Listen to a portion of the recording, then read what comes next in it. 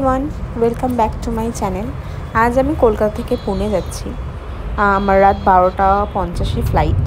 তো আমার বাবা আমাকে ছেড়তে গিয়েছিল। আমি এই এয়ারপোর্টের দিকেই যাচ্ছি। এয়ারপোর্ট পৌঁছে কিছুক্ষণ ওয়েট করার পরও সৌম্যজিৎ চলে এসেছিলো। সৌম্যজিৎ আমার সাথেই যাচ্ছে আমাকে পুনেতে ছাড়তে। তো দেখতেই পাচ্ছ আমরা সব লাগেজ ব্যাগ নিয়ে লাগেজ চেকিংয়ের দিকেই এগোচ্ছি।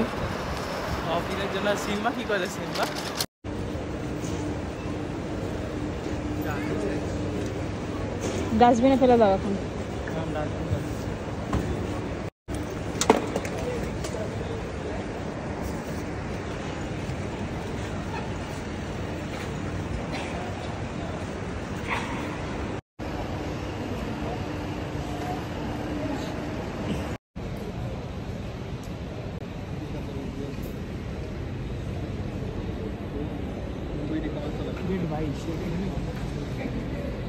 পরেরটাই দেবে তো, এদিক করে বসলে কেন? অন্ধকারটা করে কখন দেবে না?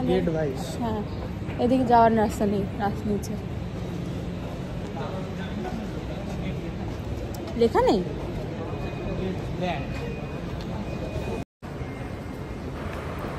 সিকিউরিটি চেক ইন আর লাগেজ চেক ইন করিয়ে আমরা একটুখানি এয়ারপোর্টটা ঘুরছিলাম, কিন্তু আমাদের বেশিক্ষণ ওয়েট করতে হয়নি। আমাদের বোর্ডিং স্টার্টই হয়ে গিয়েছিলো। আমাদের বোর্ডিং 12টা নাগাদ স্টার্ট হয়েছিল। দেখতেই পাচ্ছ ওয়েট করছি ওয়েটিং জোনটাতে। এরপরেই আমরা বোর্ডিং করে প্লেনে বসবো। একটা জিনিস ছিল যে প্লেনে আমাদের ইন্ডিগোতে স্পেশালি আমাদের ফ্লাইটটা ইন্ডিগো এয়ারলাইনে ছিল। তো আমরা ইন্ডিগো এয়ারলাইনে যাওয়াতে আমাদের একটা কমপ্লিমেন্টারি মিল দিয়েছিল, যেটার জন্য আমাদের কোনো এক্সট্রা চার্জেস লাগেনি। তো কমপ্লিমেন্টারি মিলটা মানে ভালোই ছিল, মোটামুটি খারাপ না, তোমরা দেখতেই পারবে। আমরা এখন এই এয়ারবাসটার দিকে এগোচ্ছি। লাগেজ নিয়ে সৌম্যজিৎ পাচ্ছে না। একটা চেক ইন, একটা হ্যান্ড ব্যাগেজ ছিল যেটার মধ্যে আমার সব হেয়ার ড্রায়ার, ডাইসন ওগুলো ছিল। তো ওগুলো আমি চেক ইন ব্যাগে নিতে পারিনি।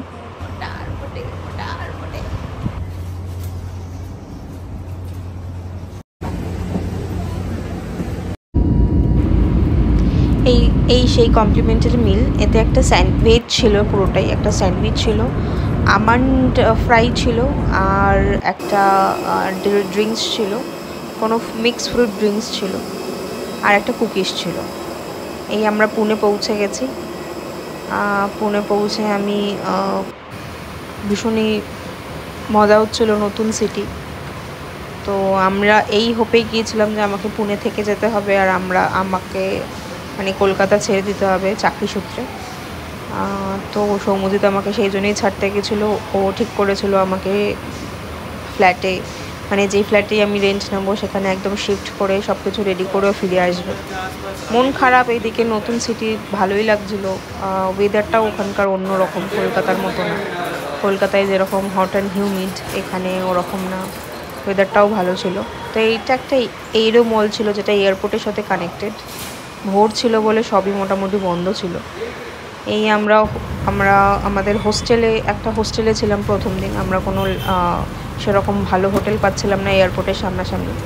তো আমরা একটা হোস্টেলে চেক ইন করে এখানে আমরা অটো করে স্কুটি রেন্ট নিতে যাচ্ছিলাম, কারণ আমাদের স্কুটিটাই আমাদের কনভিনিয়েন্ট মনে হয়েছে।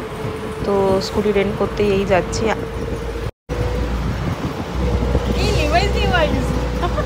মহারাষ্ট্র ইচ্ছা পূরণ হলো। দেখো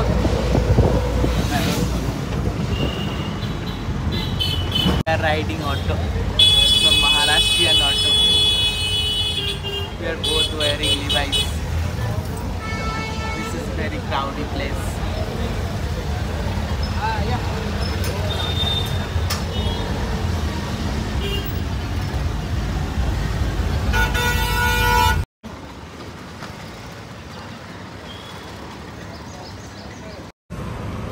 আমরা হন্ডা অ্যাক্টিভা রেন্টে নিচ্ছিলাম। আমাদের পার ডে রেন্ট মোটামুটি 400 টাকা মতো পড়ছিল, হেলমেট সমেত। তো এই সৌম্যজিৎ তেল ভরছে, ও ফুল ট্যাঙ্ক ভরে নেবে, কারণ আমরা এই এই স্কুটিটা করেই পুরো পুনে আমরা যাতায়াত করব, যত আমাদের ট্রান্সপোর্টেশন হবে এই স্কুটি করেই ঘুরবো আমরা। আলাদাভাবে উবের করে ঘুরলে অনেকটাই কস্ট পড়ে যাবে, তো এটা কস্ট সেভিং হবে। সাথে কম্পিটিশন করছে পুনেতে। ন্যানো এখন ওভারটেক করছে, ন্যানো কিছুভাবে ওভারটেক করবে।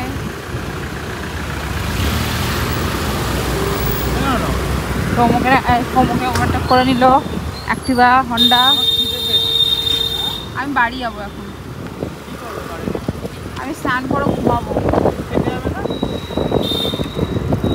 এই নিয়েছো তো তুমি বাবাকে পাউরি।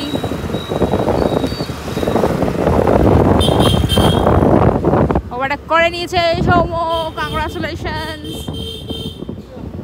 সৌম এখন চলে যাবে, হর্ন দিয়ে চালাচ্ছে। কোথায় যাচ্ছি এখন আমরা? আহা বাঙালিতে যাচ্ছি। লাঞ্চে যাচ্ছি আহা বাঙালি রেস্টুরেন্টে, শুনলেই তোমরা। ভালো রেটিং ছিল, জোম্যাটো থেকে খুঁজে বের করেছে, সামনে ছিল। এটা আমাদের এই হোস্টেল চত্বরটা, এদের দুটোই হোস্টেল এদের, বেশ পরিষ্কার পরিচ্ছন্ন। অনেক ছেলে মেয়েই যারা এখানে চাকরি করে বা স্টুডেন্ট তারা এখানে থাকছে। আমরা এখানে যে একদিনের জন্য থাকবো, আমরা তারপরে হোটেল সুইচ করে নেব। এই আহা বাঙালি পৌঁছে গিয়েছি। হোটেলটা রেস্টুরেন্টটা খারাপ না, সুন্দরই দেখতে, সুন্দর ডেকর, অনেকটা জায়গা। একটা জিনিস পুনেতে খুব নিরিবিলি, মানে অতটাও মানে কনজেস্টেড না আমাদের কলকাতার মতো। এখানে আমরা অর্ডার ডিসাইড করছি।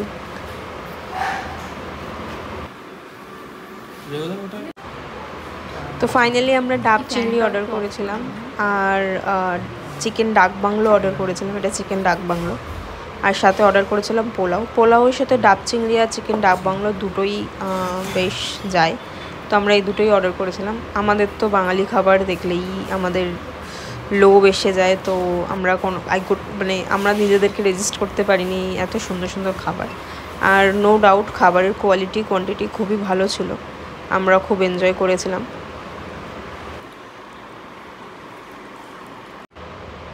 হস্টেলের রুমটা থেকে এক চিলতে রোদ আসছিল, খুব সুন্দর লাগছিল। দুপুরবেলা রেস্ট নিতে নিতে একটু ভিডিও করছিলাম। সন্ধ্যেবেলা বেরিয়েছিলাম একটু স্ন্যাক্স খাবো আর ডিনারটা নিয়ে আসবো। তো এই চত্বরেই ছিলাম, এটার নাম বিমান নগর। এইগুলো মোস্টলি অফিস। এখানে সৌম্যজিৎ পুনের পানিপুরি ট্রাই করছে, ও তো পানিপুরি খায় আর ডিটেলসে সব জানছে। কিন্তু পানিপুরির লোকটা বিহারের ছিল, উনি বলছিলেন যে কী কী ডিফারেন্স হয়। ফুচকা বলে আমাদের কলকাতায়, এখানে পানিপুরি বলে বা কোথাও গোলগপ্পে বলে, শুনতেই পারবেন। लेकिन थोड़ा डिफरेंट है, हम लोग के वहाँ पे आलू देता है अंदर। इधर भी आलू है, आलू रखते हैं, आप बोलेंगे तो आलू खिलाएंगे। आलू खाते हैं। এখানেই ডে 1 এন্ড হলো। দেখা হচ্ছে নেক্সট ব্লগে।